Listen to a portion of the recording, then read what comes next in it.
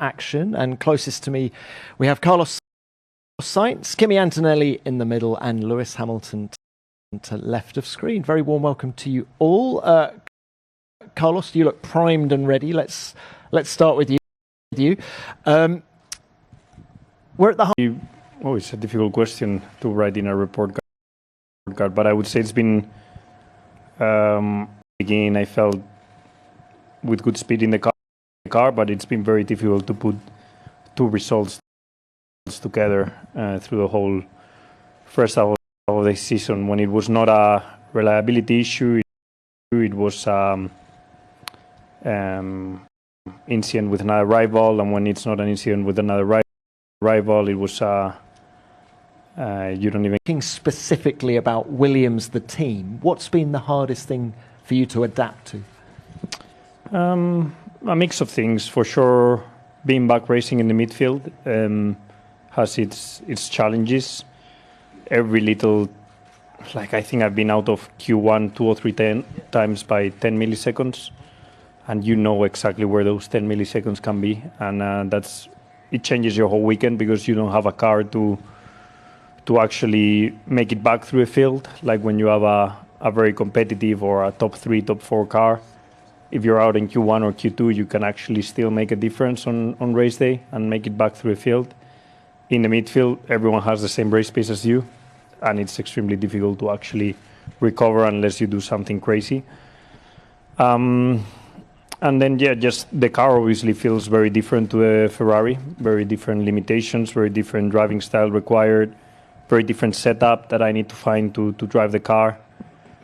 But I feel like that side of things I've managed to adapt pretty quickly, and just maybe putting a bit of emphasis of how much lap time and how much results come from actually understanding yourself with your engineers, with your team, with all the strategic calls, how you communicate during the race, how do you come to the point of making the right call, and that needs a bit of bedding time to actually execute a good race weekend, both in quali and the race. Okay, Carlos, thank you for that. Kimi, can I bring you in on this as well while we're talking half-term reports? What's your assessment of how it's gone for you and Mercedes so far? It's been challenging, I think. I've had quite a lot, some highs and quite a few lows. I think the European season hasn't gone very well. I think it's gone pretty bad, pretty badly. I think a few mistakes on my side, and then we had a couple of issues as well. But I think I'm still trying to learn a lot and trying to gather all the information, because sometimes, especially when you have back-to-back, it's a bit difficult to put all the information that you get over a weekend together and trying to put what you learn on track right after. So I think it's been a bit challenging. Also on my side, I think qualifying has been a bit weak, but it's more for me about trying to put all together, especially when you get to the point where you have to find the last couple of tenths.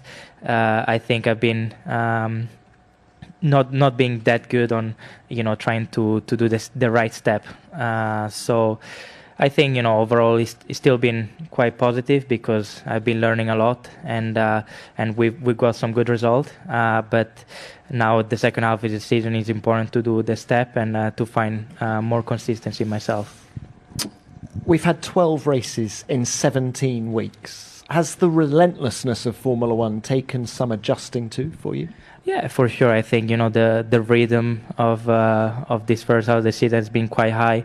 The intensity definitely has been quite high as well. So it also requires I had to adjust a little bit, especially after the first triple header.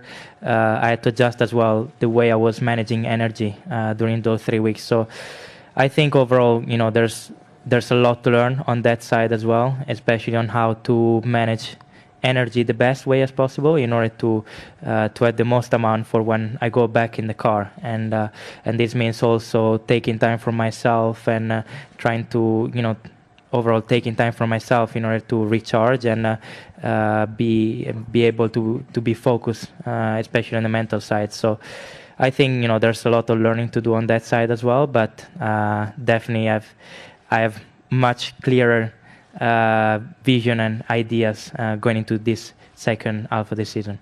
Kimi, thank you for that. Lewis, welcome. Now, there's a lot of excitement around Ferrari coming into this weekend. You tested some new parts at Mugello last week. How did the car feel? Oh, we didn't test. It was a photo shoot day, basically. So did like 10 laps or whatever. It's 14 laps of filming, which was not a test. So granted, but how did the car feel all the same in those 10 laps? the same as before. so The same as like the week before.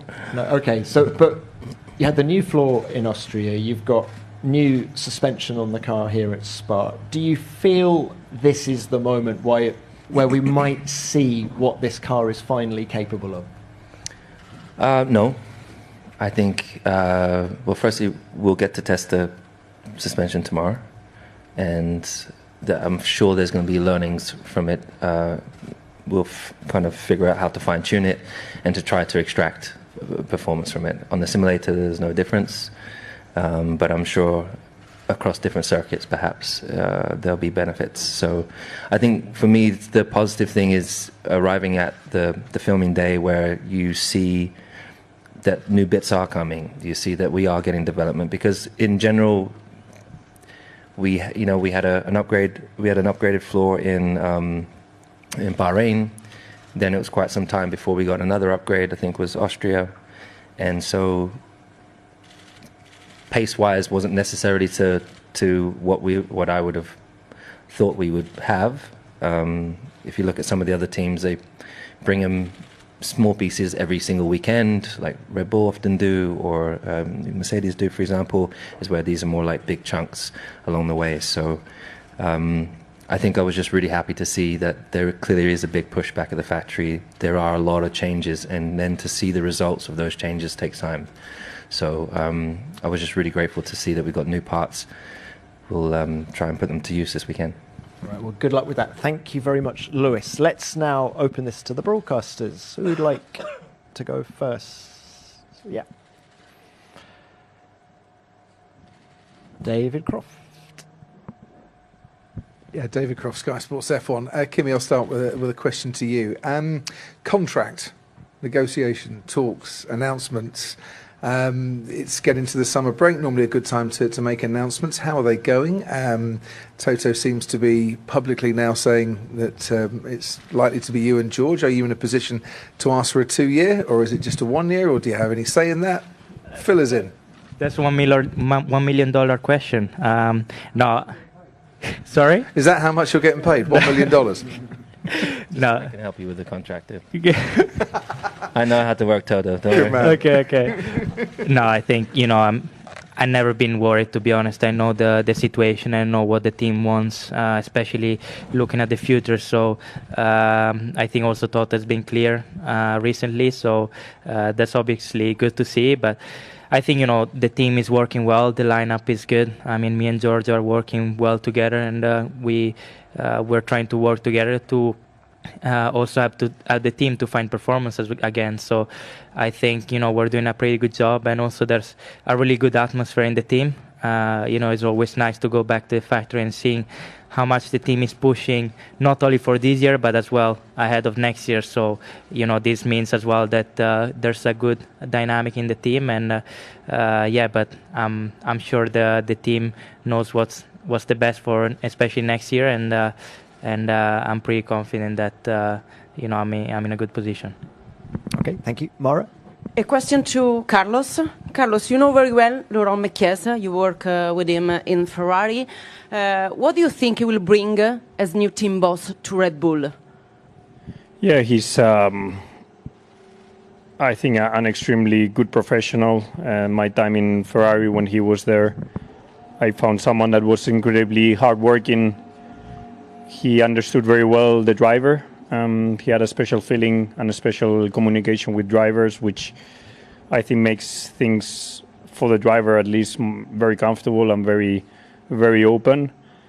I think since his time in the FIA to then his time at Ferrari, now in Visa and now coming in Red Bull, he has plenty of experience to lead one of the biggest teams in Formula One. And I think he's honestly the perfect fit for that team. So congrats to him. Probably he deserves that upgrade or that step up, and I think he's going to enjoy it. Thank Craig. Craig Slater, Sky Sports. A question for Lewis, if I can, a bit related to that. I mean, since your McLaren days, you raced teams led by Christian Horner. He's been an opponent of yours in an indirect sense for a long time.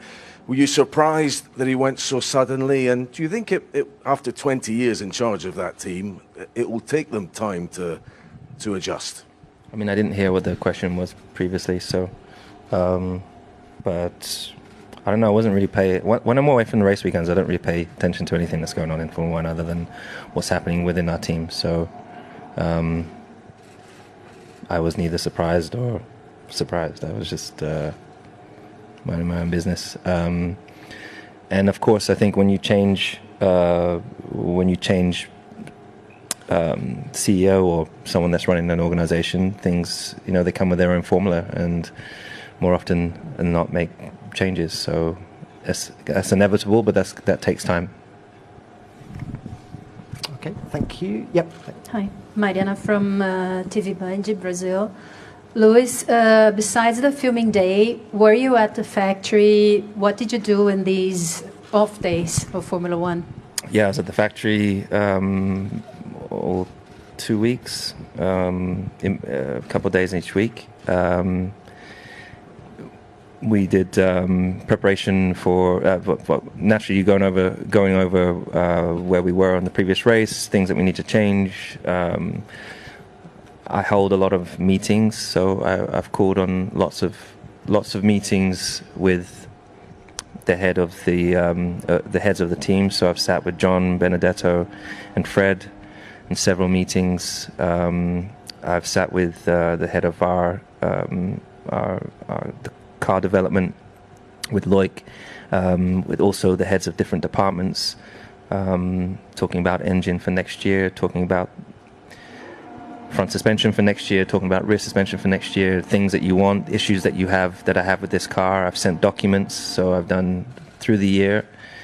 After the first few races, I did a full document for the team. Then during this break, I had another 2 documents that I sent in, and so then I come in and want to address those. Some of it's structural adjustments that we need to make as a team in order to get better, and all the areas that we want to improve, and then the other one was really about the car, the current issues that I have with this car, that some things that you do want to take onto the next year's car and some that you need to work on changing for next year.